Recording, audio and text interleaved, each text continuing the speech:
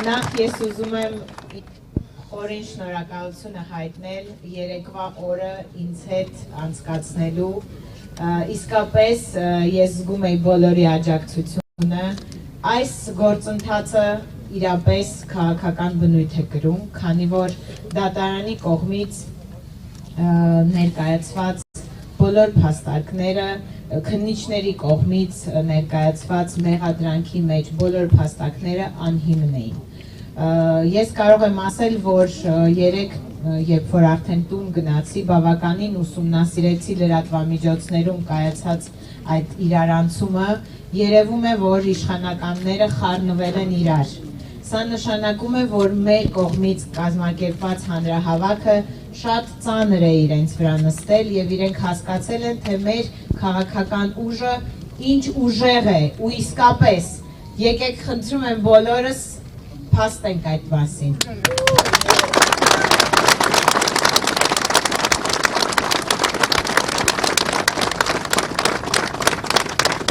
Քննիչները այդպես էլ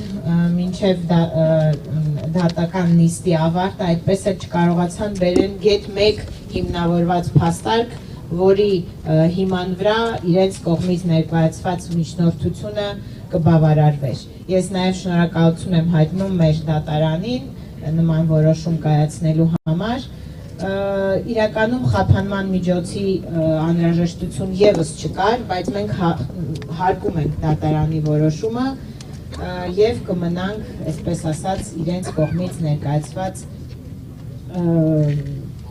սահմանափակումների շրջանակներում։ Եվս մեկ անգամ շնորհակալություն, ես չէի կարող այսօր չգայի, քանի որ Սամվել Կարապետյանի դատավարությունը մեզ համար այս պայծրությամբ կարևոր իրադարձությունն է, որը տեղի է ունենում այս դատարանի պատերի ներքո, ուզում եմ ասեմ, որ ինչ ուզում է լինի, ուզում է մեր կուսակցության անդամների բոլորին էլ ձերբակալել, միևնույնն է ժողովուրդը մեզ հետ է,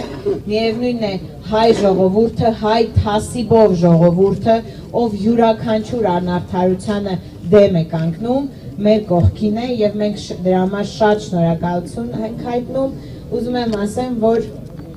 այսօր լիահույս եմ, որ դատարանը ճիշտ որոշում կկայացնի եւ Սամվել Կարապետյանը մեր կողքին կլինի հաշված ժամերից հետո։